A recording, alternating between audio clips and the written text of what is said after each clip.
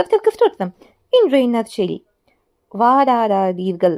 யாத்ராகமம் 17 அதிகாரம் 1-3 பார்த்தீங்கன்னா, இப்போ கர்த்தர் இஸ்ரவேல் புத்திரரை சீன் வனாந்திரத்துலேருந்து புறப்பட்டு ரெவிடிமிக்கு போக சொல்கிறாங்க. அப்படியே போகிறாங்க. சரியா? அங்கே தண்ணி இல்லை. ஜனங்கள் என்ன பண்ணுறாங்கன்னா மோசேட்ட வாடாடுறாங்க. அப்போ மோசே கேட்குறாங்க, என்கிட்ட ஏன் வாடாடுறீங்க, கர்த்தர் ஏன் பரீட்சை பார்க்குறீங்கன்னு சொல்கிறாங்க.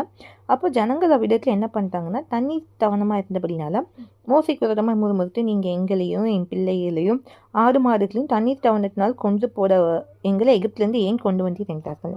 அப்போது நோக்கத்தையும் மறந்து பேசுகிறாங்க இல்லையா? அவங்களுக்கு தண்ணி தாகமாக இருக்கிறது உண்மைதான். ஆனால் அவங்க என்ன சொல்கிறாங்க, எங்களை கொண்டு போடணும் இந்த தண்ணீர் தவணத்தினால, அதனால தான் நீங்கள் எகிப்திலேருந்து ஏன் எங்களை கொண்டு வந்தீங்க அப்படின்னு கேட்குறாங்க.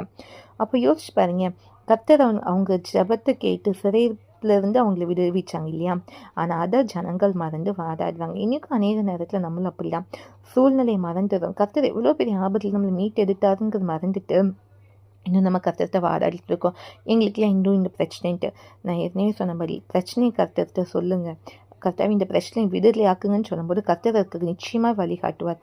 அதை விட்டுட்டு நம்ம முறுமுறுக்கிறதையும் கர்த்தருடைய ஊழியக்காரங்கிட்டையும் கர்த்தருடைய பிள்ளைங்கள்கிட்டையும் வாதாடுறது நம்ம நிறுத்தணும். இனிமேல் வாதாடுற பழக்கம் நம்மளுக்கு இருக்க வேண்டாம். யார்கிட்டையும் வாதாட வேண்டாம். நம்மளுக்கு என்ன தேவையோ கர்த்தர்கிட்ட சொல்லுவோம். கர்த்தர் நம் தேவை சந்திக்க வல்லவர் என்பதை உணர்ந்து கொள்வோம். இதுவே இந்த செய்தி உங்களுக்கு முடிவுண்டாகட்டும்.